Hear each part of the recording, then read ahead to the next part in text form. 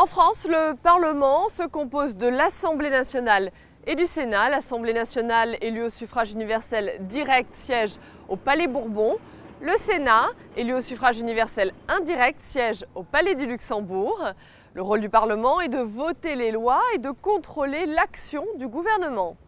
La question pour le général de Gaulle et pour ceux qui l'ont suivi, c'est de rabaisser les pouvoirs du Parlement, l'Assemblée nationale et le Sénat. Et pour rabaisser ces pouvoirs, on va d'abord lui donner moins de pouvoir d'initiative, on le contrôle et on lui donne un moindre pouvoir de sanction vis-à-vis du pouvoir exécutif. En 2008, Nicolas Sarkozy a voulu réajuster l'équilibre des pouvoirs entre exécutif et législatif en renforçant les pouvoirs du Parlement. En 1958, on n'a pas voulu définir le rôle du Parlement de manière très précise. C'était une manière d'abaisser, comme on a dit à l'époque, le Parlement. Depuis la révision constitutionnelle du 23 juillet 2008, on a grandement clarifié les choses, puisque désormais, à l'article 24 de la Constitution, on définit 3 missions du Parlement. On dit que le Parlement vote la loi, première mission. Deuxième mission, qu'il contrôle l'action du gouvernement. C'est la possibilité qu'il a notamment de renverser le gouvernement en cas de désaccord politique. Et troisième mission, il évalue les politiques publiques, c'est-à-dire qu'il vérifie que les objectifs sont effectivement réalisés.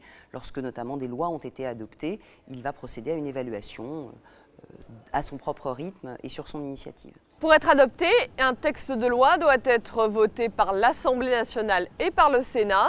Si les deux assemblées ne parviennent pas à se mettre d'accord, c'est l'Assemblée qui l'emporte. C'est ce qu'on appelle le pouvoir du dernier mot.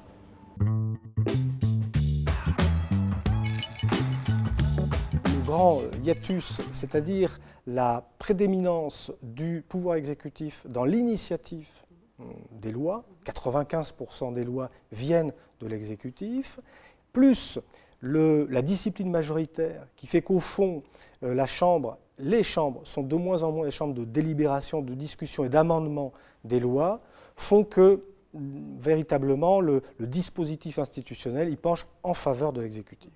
Le Parlement dispose d'un pouvoir essentiel sur le gouvernement.